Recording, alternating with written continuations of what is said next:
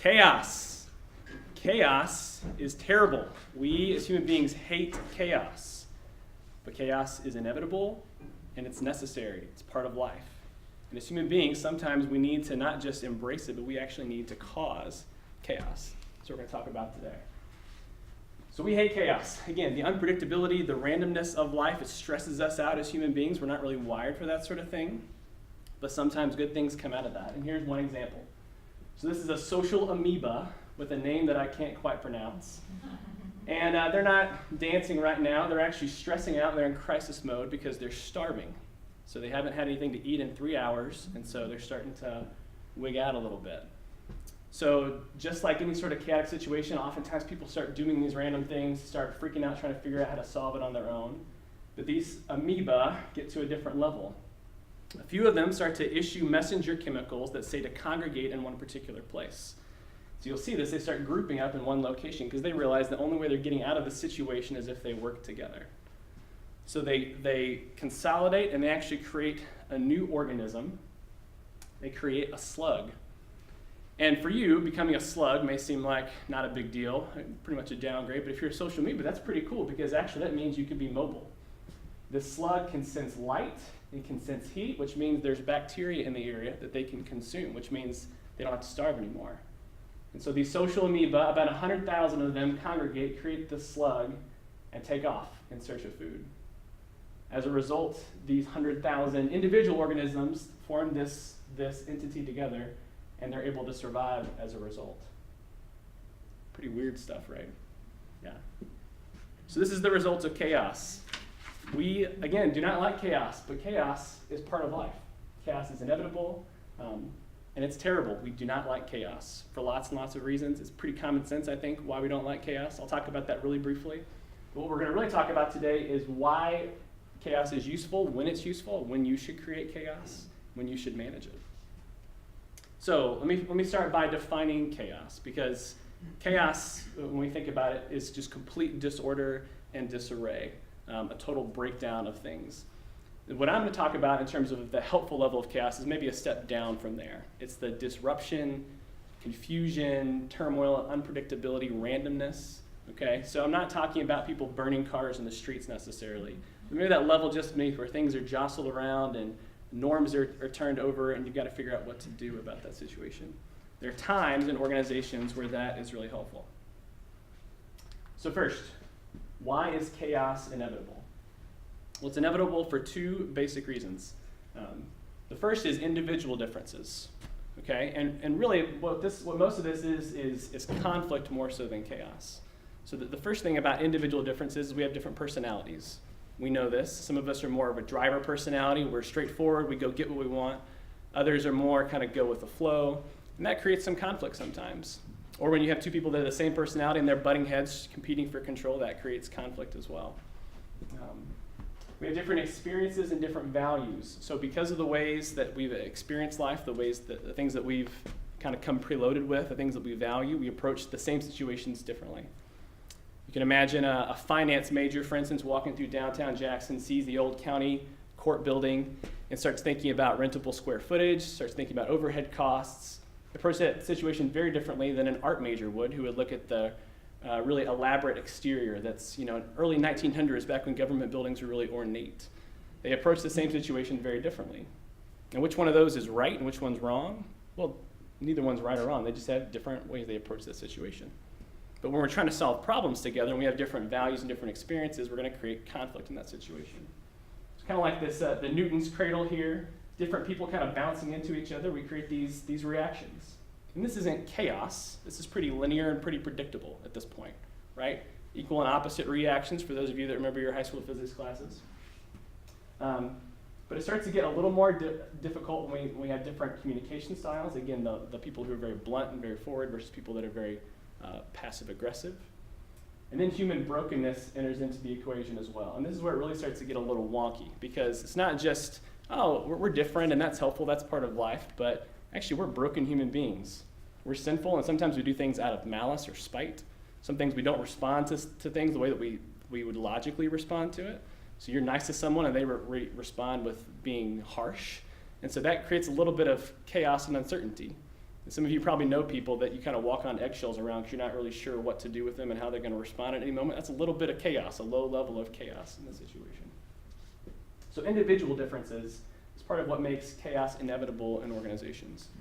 Where it really starts to get interesting is when you put a bunch of people in the same place.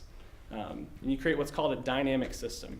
And a dynamic system, in contrast to kind of the linear system we had before, is that every cause has multiple effects. So when I interact with you, it's not just me and you bouncing back and forth in that cradle. I interact with you, you interact with other people, and that creates this chain reaction. So you imagine, a billiards table here. When the cue ball hits the one ball here, it doesn't just make the one ball move, but it disrupts everything else. If you're the 8 ball, you're just kind of hanging out. All of a sudden, the one ball comes charging into your office and you're upset about something. You're like, what's going on? Well, it's because the cue ball just careened into him a few minutes ago. Now he's all hot and bothered. Imagine this: you're at Wymore and you're checking out. You're really rude to the cashier because you're having a bad day. Maybe she goes home and she's frustrated at her kids and snaps at her kids, and they have a rough day at school the next day. And the chain reaction kind of goes on and on from there. On the flip side, on the positive side, if you're really gracious to that cashier, maybe she goes home and she's really kind and attentive to her kids. They have a great day at school and the teacher's encouraged. So again, every cause has multiple effects in this dynamic system. When you put just a lot of people in the same room, they start to bounce off of each other. Now, to make it even more interesting and more chaotic, this is predictable, actually. If you had really good math, you could figure out exactly how this was all going to work. But it's not just a closed system, it's an open system, which means that things outside of the group of people shape that environment. So it's not just how you and I are interacting, but it's, what is the political climate right now? What is the economic situation? These outside factors start to weigh in and filter into our interactions and make it crazy. So you're not just playing pool, you're playing pool in the middle of an earthquake. Okay? So now we're really at a place where randomness and unpredictability has entered into the situation. This is where we're really approaching chaos. So at this point, we're just talking about a bunch of people in the same room. We're not even talking about a team or an organization trying to work together. There's another layer of complexity and chaos that sort of enters in when we're working towards these same goals. Now, on one hand, having these same goals and common culture unifies us and actually tampers down chaos a bit, because theoretically, we're rowing in the same direction, and so we're unified and things are a little less chaotic. But on another hand, they also add extra layers of chaos. And these next two factors are specific to nonprofits. And I'll explain a little bit why that is. So the first is ambiguous goals. Nonprofits are notorious for these really vague, amazing sounding, but ambiguous goals. Imagine we're in a nonprofit and our goal is to end poverty. Okay, hey, that's really cool. That's a great goal. Sure, let's end poverty. Well, what do you mean by ending poverty? Do you mean like material poverty? Do you mean spiritual poverty, relational poverty? What exactly do you mean by poverty? We have all these different ideas of what poverty can mean. So what we thought was this really cool, ambitious goal. All of a sudden, 5 of us are working to end poverty, and we all have our own definition of what poverty is. So naturally, we're going to conflict whenever we're trying to accomplish that goal together. We don't really know what it is that we're striving for. In for-profits, this is a little easier because everything has this profit motive. And so you can say, okay, what's the ROI on this activity? How does it help us make more money, basically? But in nonprofits, we have a goal of this mission of ending poverty, which is this great, big, exciting thing, but it's hard to measure that. And so that creates this ambiguity. But even if we could solve this problem, the next problem is still pretty pernicious, and it's the issue of unclear technology. And unclear technology does not mean your iPhone screen is cracked. It means technology in a more general sense of how you accomplish the goal that you're setting out to accomplish. So what's the best way to accomplish our goal of ending poverty? So let's say I'm a really good leader and I clarify and say, okay, when I talk about poverty, I just mean material poverty. We do not want people living, at this income level. Okay, great. So that takes out all the other kinds of poverty.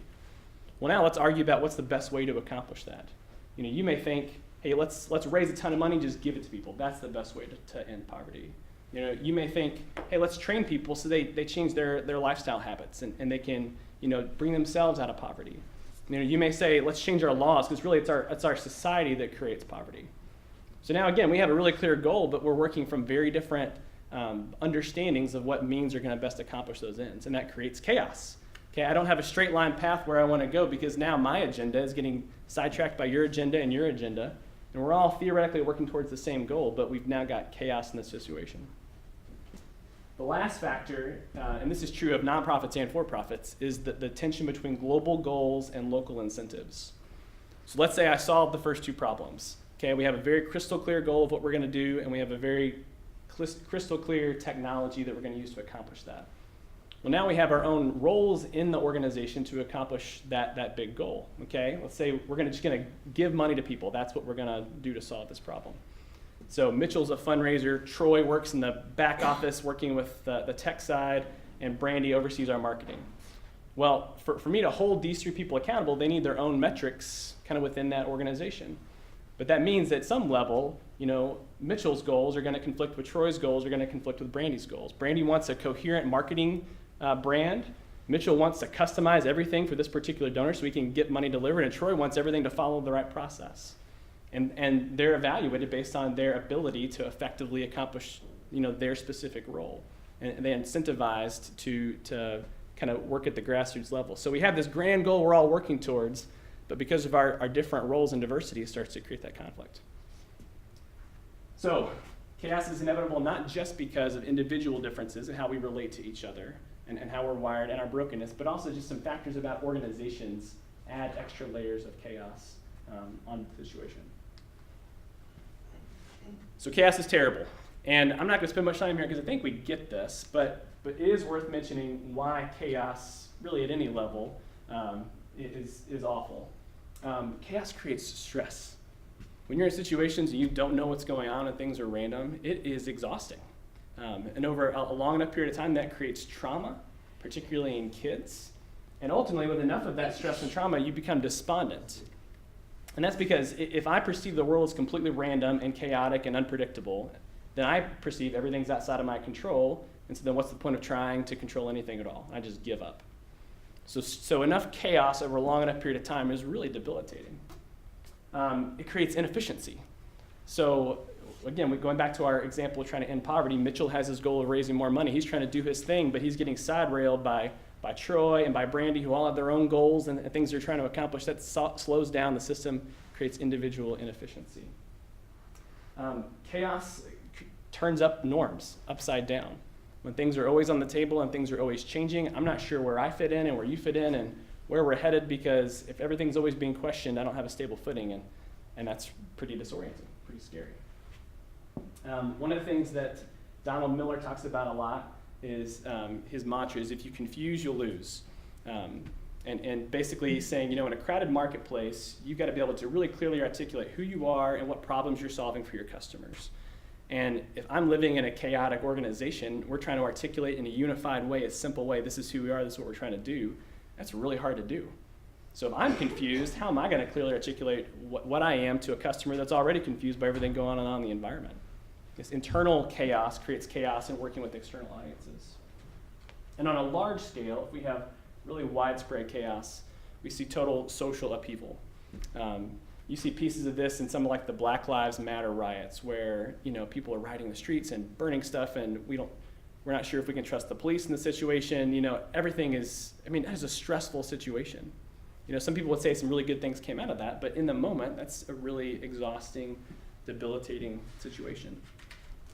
So again, I think we get this. I think it's pretty intuitive that this is not something that we really appreciate. It's interesting on the societal upheaval scale. You see this down in Florida with the hurricanes right now. People are looting houses. Okay, why are people looting houses? Did a whole bunch of looters drive in from some other country and say, hey, this is our chance? It's like, no, because of chaos in the environment, normally rational people start stealing from other people. Why is that? It's part of chaos, just creates this unpredictability, and people do random stuff in those situations. So it's not helpful. But chaos, in certain circumstances, can be really useful. And this is the part we're going to spend most time on because it's the most counterintuitive. But before I tell you why I think chaos is useful, I'm curious to hear from you. Why do you think disruption, disarray, randomness, turning norms upside down, why could that be helpful for organizations?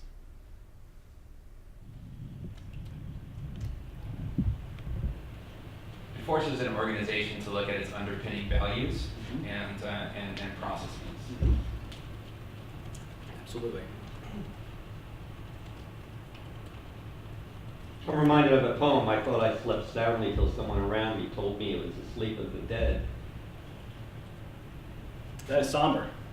It is, and it's appropriate in this season coming up on Halloween, but more to the point, it examines the idea that when you're just going along and not thinking about what you're doing, you might be sleeping soundly, but what are you missing? You've got to wake up, you've got to be awake. Don't sleep soundly, be awake, don't be dead.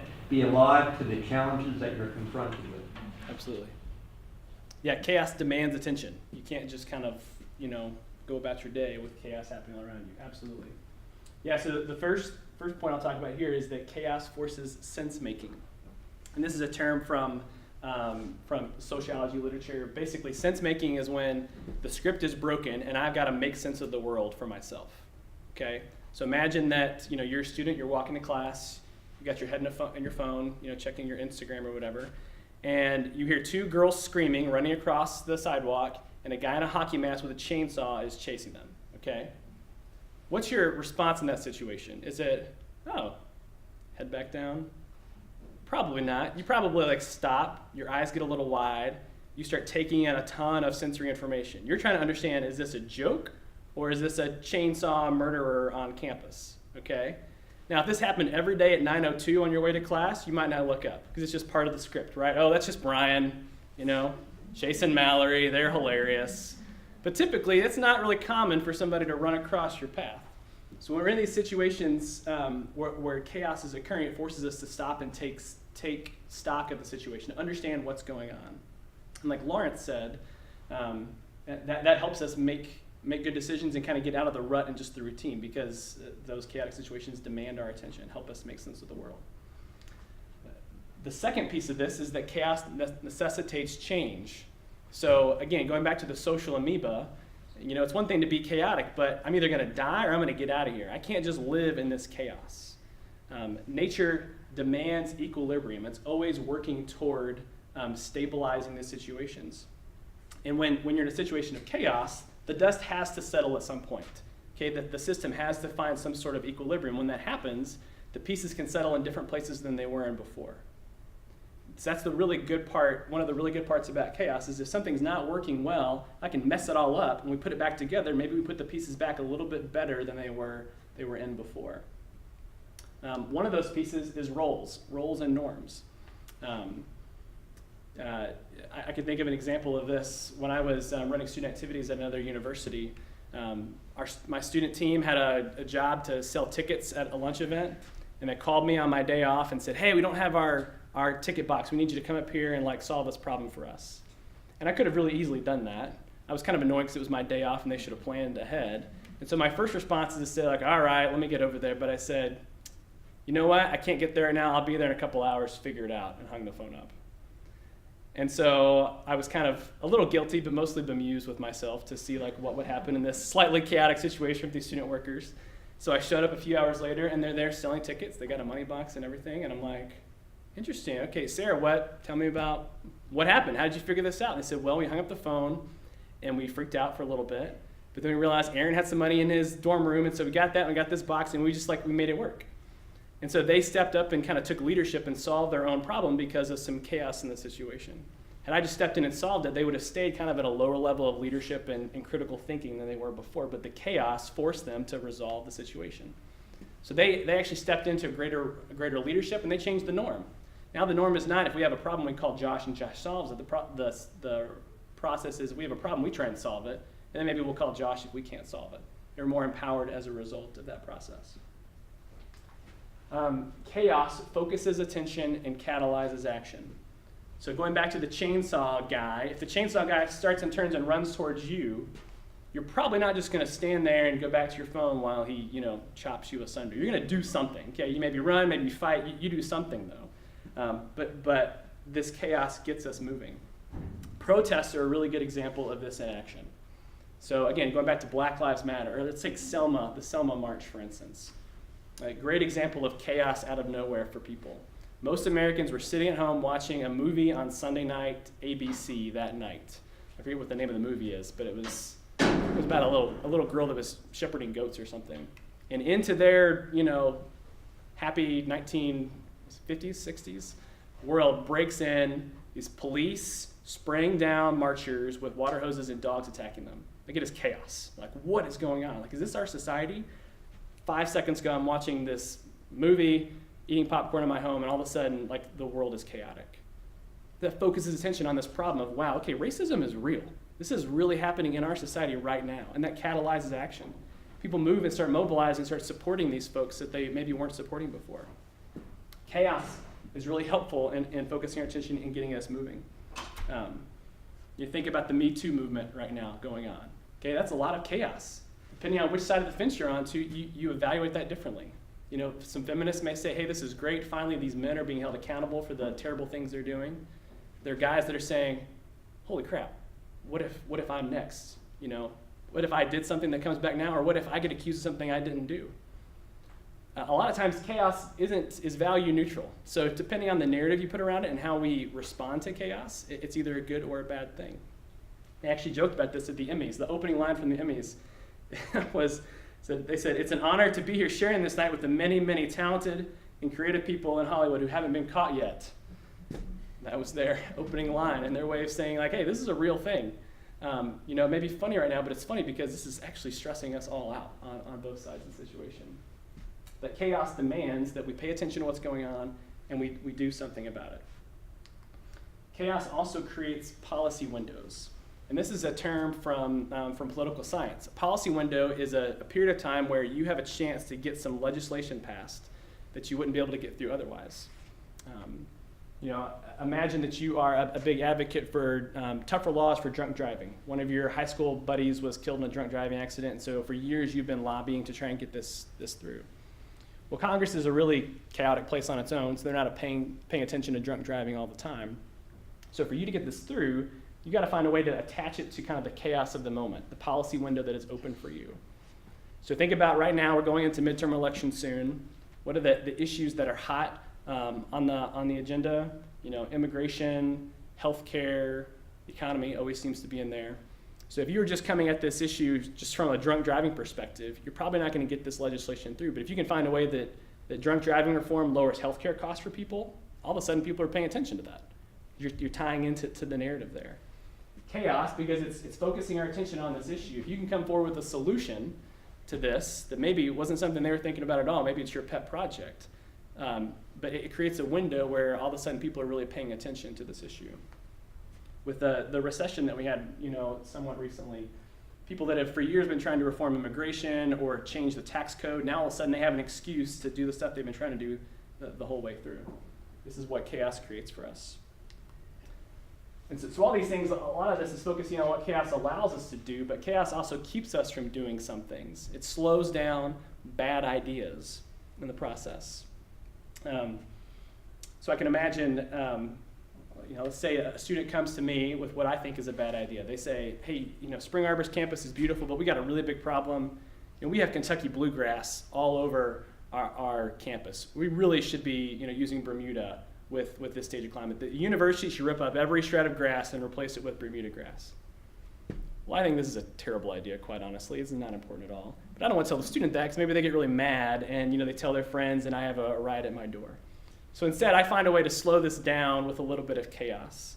I say, you know what? That's a really interesting problem. Here's what I'd like you to do about that. If you can do an analysis of the cost of this, maybe benchmark with some other schools of how they've solved this problem. Let's get a climatologist in here and talk about what sort of grass is really appropriate for our climate. Let's put a committee together of a community member and physical plant, and work this issue out and bring back a proposal to me, and we'll talk about it again. Well, I know by adding in all those individual people, going back to the individual differences, and this complex task that they have, that this project will probably die in the committee. So I don't have to deal with it. I just introduced some chaos to the situation and said, hey, these are the rules you're playing by, go deal with this, and it'll probably die a really gracious, honorable death. On the other hand, it could actually come out the other side a much better idea. They come forward with this proposal, and it's been strengthened by these different viewpoints and these different stakeholders, and now they have a really, really good idea that I have to pay attention to. So So either way, it either slows and kills bad ideas, or it slows them down enough that they get refined in the process, and they come out the other side a little bit better. Lastly, chaos provides opportunities to profit. You can think about this in a really terrible way of a looter in Florida, okay? They're stealing TVs because of chaos, but more so in the marketplace where it's a chaotic exchange of ideas. There's a whole lot going on. There's 20 businesses you could shop at for anything you want. The companies that are able to cut through the chaos really clearly with a simple message are the ones that are most likely to get a positive response. So for you as an underdog, maybe you don't have the resources of a large organization. If you can find a way to navigate chaos better than everyone else, you can win in the marketplace. It gives you an advantage, actually, that if you were just going head-to-head with the big guys, you couldn't actually win at. Actually, I'll tell two quick stories about the opportunities to profit. So back when I was in student activities at this university, people were always advertising different student activities on campus and trying to get people to come to their events. And the typical way is you make a poster and you send an email. That was the script. Okay, that's the same as walking to class on your phone. It's just like the part of normal everyday life. Well, these students decided they really wanted people to come and they were going to be creative in their marketing. And so one of them was a clothing exchange on campus, like a consignment shop. And the other was a big all-campus competition between the dorms. And so the consignment shop, their marketing strategy is they took a whole bunch of T-shirts and wrote, the common exchange on it and hung these T-shirts up on all the light posts around campus. So you wake up and you're walking to class and you see all this laundry hanging everywhere, and there are all these creatively designed billboards for their program. It's like, what a great idea. Not only does it break the script, it forces me to make sense of why is there laundry hanging from light poles everywhere, focuses my attention on their message, but it actually aligns with who they are, right? It's clothing for a clothing shop. That's so cool. That makes so much sense. They had a chance to catalyze more action because they found a way to cut through the noise and the chaos of normal everyday life.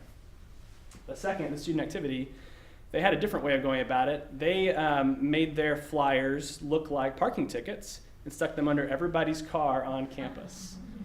So they got a lot of attention for their event. They got a lot of angry responses to it, but it was effective at getting attention. So again, the chaos of the marketplace and ideas and activity allows some people to profit more than others. So the question for you as leaders is, how do you manage chaos? When do you create chaos? When do you temper it? And what are the best ways to do that? So basically, what we're looking for in an organization is a healthy amount of energy and forward momentum. Okay, I don't want complete inertia where nothing's moving. The only completely inert system that's not moving is a dead system, right? We need some life and activity. I don't want complete and utter breakdown of roles and norms in society, where no one trusts anyone and things are just havoc. I need like a healthy middle ground there. And so trying to figure out when you want to do those, think about the status of your organization. If the organization's really healthy, then hey, that's great. Well, let's keep moving down the same path we're moving down. If I'm in a factory and I figure out the most efficient way to produce something, I'm not going to rearrange the factory floor every morning just for the sake of chaos. I want to crank things out at a more efficient way. So I'm going to stabilize if things are healthy. If danger is non-existent, if we're in a good place, we've got a good market position, if our environment's a good place, that's great. Hey, you know what? Let's stabilize, let's calm things down, let's just keep moving the way we're moving.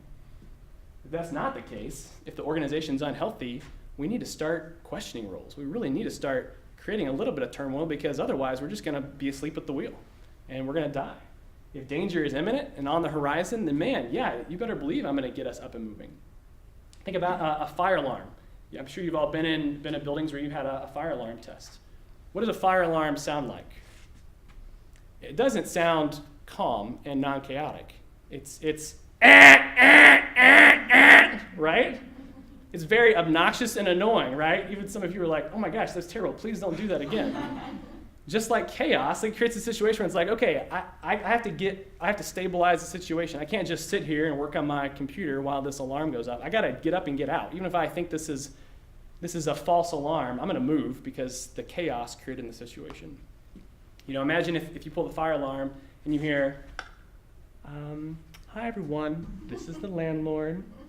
If you have time, it'd be great at your leisure. Slowly make your way to the exits. If not, it's fine. Right? Nobody moves if that's the situation. But if there's a fire here, man, you better believe that I'm creating some chaos saying we got to get up and move now. Okay? Similarly, if roles and processes are dysfunctional or ineffective, we need to create a little bit of turmoil. We need to start, again, questioning the future and questioning the direction we're headed.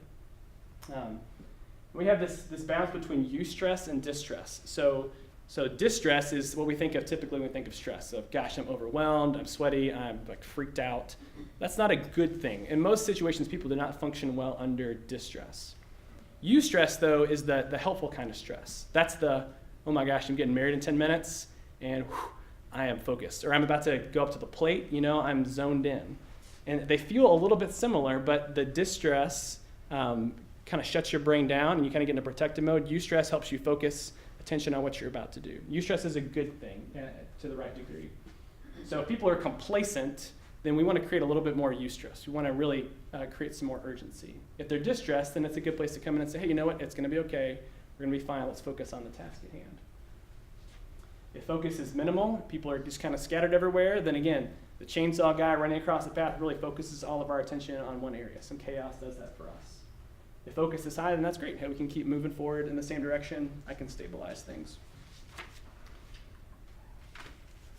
So this is sort of the spectrum of chaos to absolute zero. And again, we don't want to live on either extreme for the most part. What we really want is kind of the sweet spot in the middle of what I would call urgency and what literature calls urgency, right? I want to not be satisfied with the status quo. I want to continue to move forward. I don't want to be stressed out, but I also don't want to be complacent either. We want this middle ground. And so as a leader, some ways that you can move one direction or another. If you want to create more urgency and more combustion, then start to question your assumptions. Okay, we say this is our business model, but is this really our business model? We think we're going to be here in 5 years, but are we really going to be here in 5 years? Start to question roles, okay? Are these people aligned in the right place? Are they really using their gifts the way that they should be using them to really maximize these things?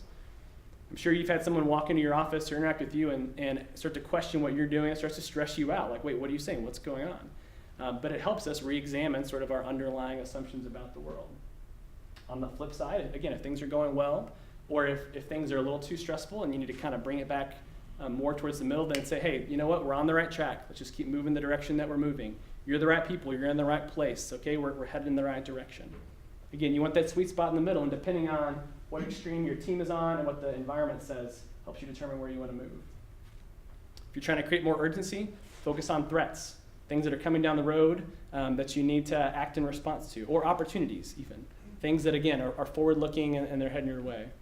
If you're trying to stabilize, then focus on the wins. Hey, listen, we've accomplished great things. We can do it again.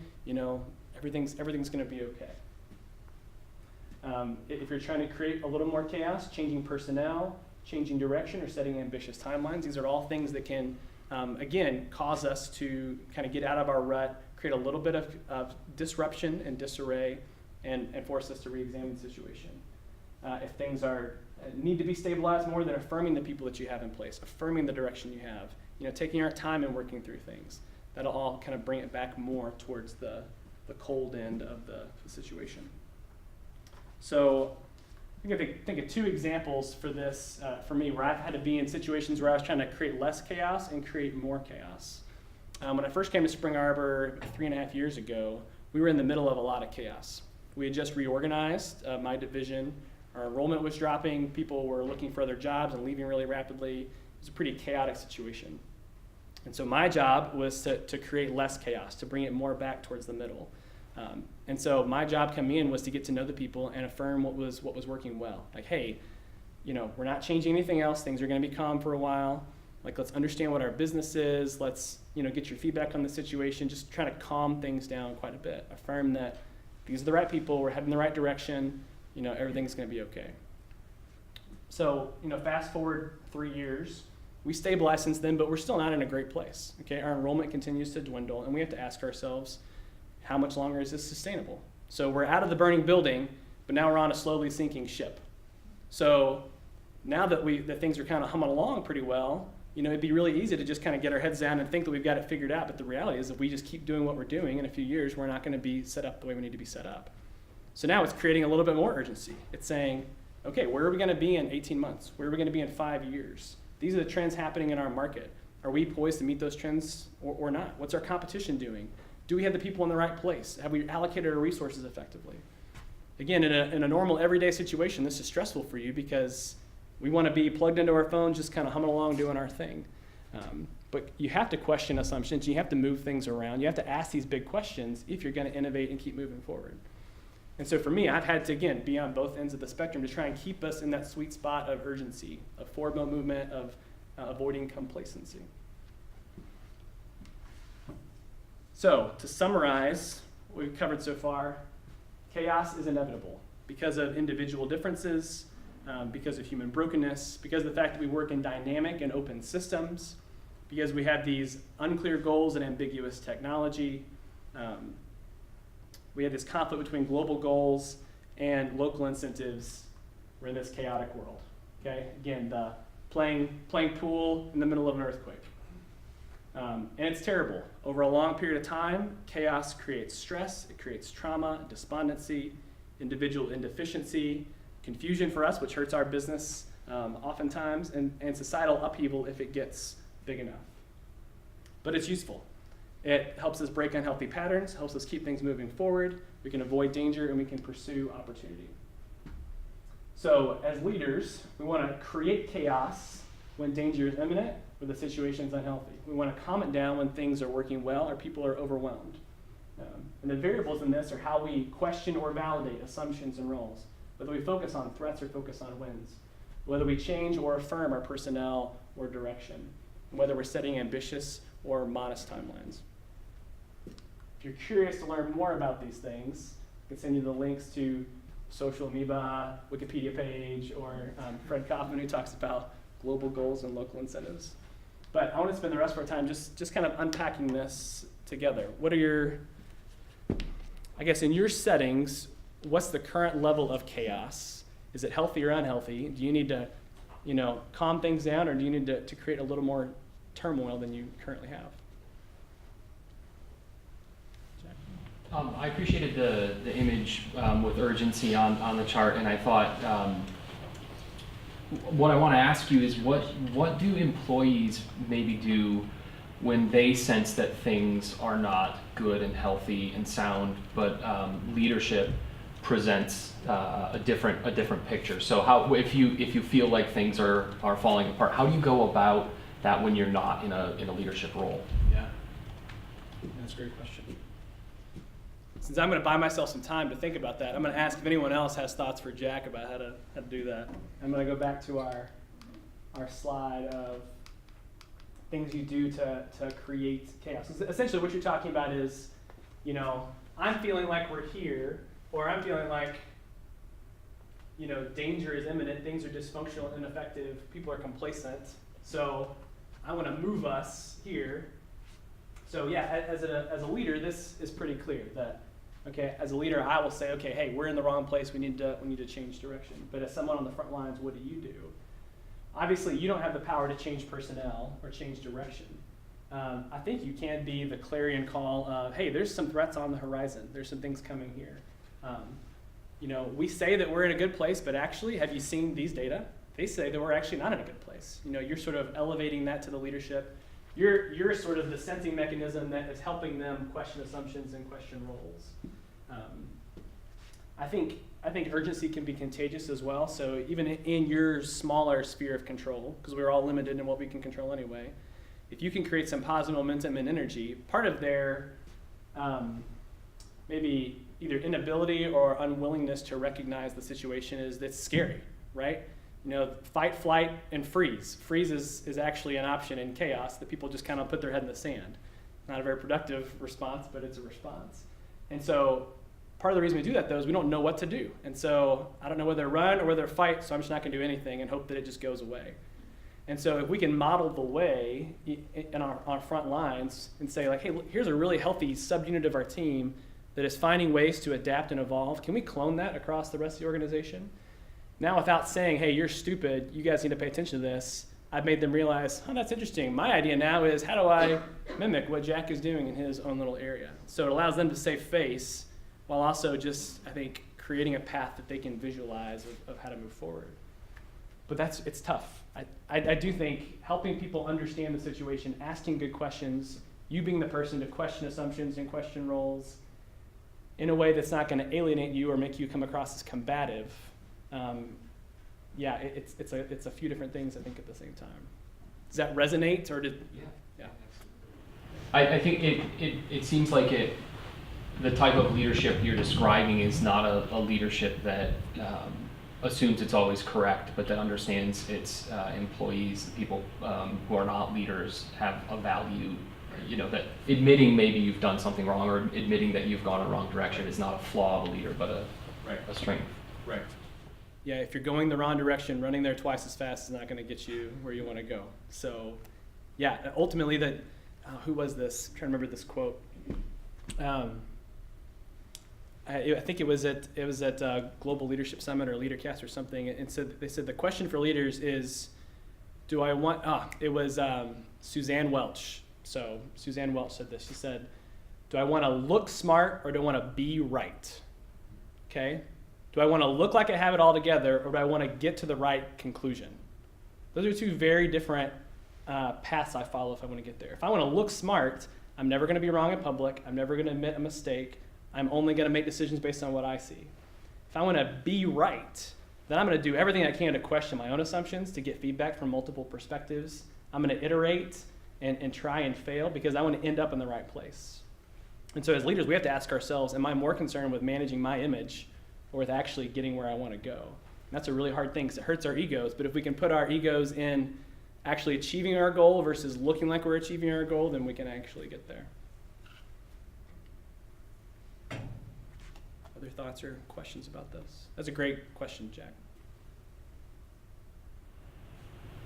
So I guess I have a question.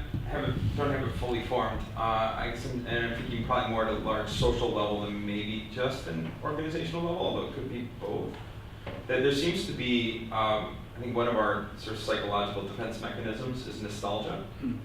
To remember the past more sunny than it actually was. And so I guess I'm curious if the best leader is, especially nostalgia because it's a self-lie. Is it best for the leader to play into that? Or is it best to, again, sort of pursue the right thing? Or what do we do? Because I think nostalgia tends towards complacency or tends towards, again, sort of maybe false decision making. Mm-hmm. Sorry, I don't know if that's much of a question for you, but I'm just curious how we play with this weird reality that even memory is constantly changing. Mm-hmm. It's a coaching skill too. I recall talking with a Vietnam War prisoner of war, been in captivity for 6-7 years in Hanoi, and I said, well, you were viciously beaten. How do you deal with that? He goes, I can't remember any of the pain anymore. That pain is gone. And I don't know if there are any mothers in the room, but you talk to women who've given birth, and many of them say, I can't recall the pain of the childbirth moment. I can just remember the joy of the experience. And he said, similarly, and you wouldn't think that you would find joy in a POW camp, but he said, I remember the moments of intense friendship and camaraderie and love with my fellow POWs. Even in spite of that, I can't recall the pain. And so maybe that nostalgia you're talking about is perhaps a coping mechanism that we all, to some extent, enjoy, but we don't want to feel that. I don't know if that responds to your question at all, but it's a thought. Well, I think it's more the problem that I'm identifying, right? So if a society looks and says, at some point chaos, I guess I'm looking again, at some point chaos causes people to look for certainty. And that oftentimes then the greatest vision that they have of certainty is this idea that, well, in the past things were better. Right. And so it's a very conservative, reactionary response rather than one that's maybe progressive and moving towards a particular goal. Right. And I think the real danger with nostalgia is I can't question your nostalgia. I can't say that doesn't actually exist, because in your mind it does exist, and we can't actually get to a place where things are the way they were before, and we can see if we can't get to the end of that rainbow and find that pot of gold. That world no longer exists. Once it's in the past, we can't pursue it anymore. I was watching The Office last night, and Jim and Pam were fantasizing what they would do if they ever won the lottery. And Jim is fantasizing, in In my fantasy, I have this beach house in Maine that I kayak to every morning, and I work at a bike shop, and you love it. And Pam's like, no, even in your fantasy, I would not love this. He's like, it's my fantasy. In my fantasy, you love it, and they're arguing about that. But that's how nostalgia works, is, well, in my view of, how America used to be, this is how it was, and I can make it whatever I want. But the reality is that world doesn't exist. We can't revert back to the way it was before. So many things have changed since then. So I think as leaders, the certainty that people want, and the reason we go to nostalgia, you can't shut that down and say, no, we shouldn't want certainty, because that's a natural human desire. What we have to do is replace the nostalgia with a better vision, and better not so much in that it's sweeter, because your fantasies are always going to be sweeter than reality, but better in that it's actually attainable and something we can approach and say, listen, that may have been how it was before, but here's how the world's changed. We can't go back there, but this is where we can go. And this is actually a really good place. It's different for us, but the common values you want to pursue, we can actually find this in this future vision. And if that vision is really clear and sharp and concrete and attainable, and they can see incremental progress toward that, hopefully we can take that desire for calm and certainty, and we can replace it with something that's actually forward-looking rather than backward-looking. But yeah, that is a real challenge. And again, I don't know if that answered your question or not. Could I just maybe add a little to that too, and say that I'm not sure it's the problem of looking backward, it's the problem of looking backward uncritically. And there was a tech bro this week who said something about, I don't know why we need history. We don't need history, we just need technology and innovation. And I think that's equally as dangerous, the sort of forward-looking without considering the past.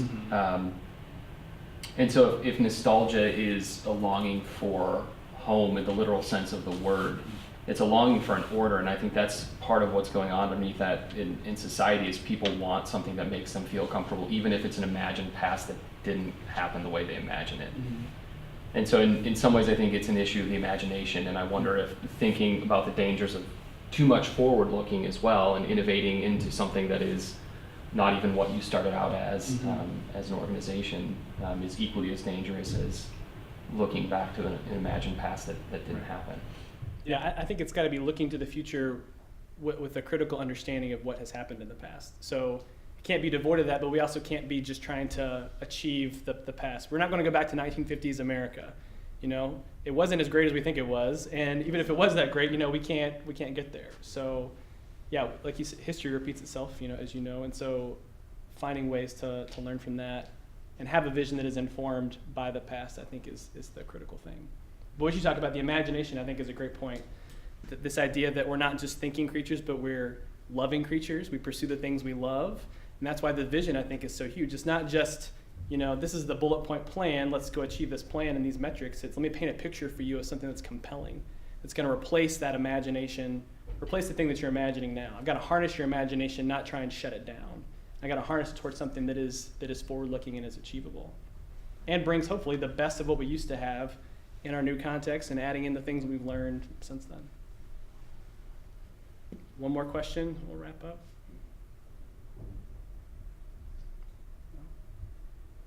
All right, well, thank you very much for coming today. Thanks for your questions, appreciate it. Have a great day. Create some chaos.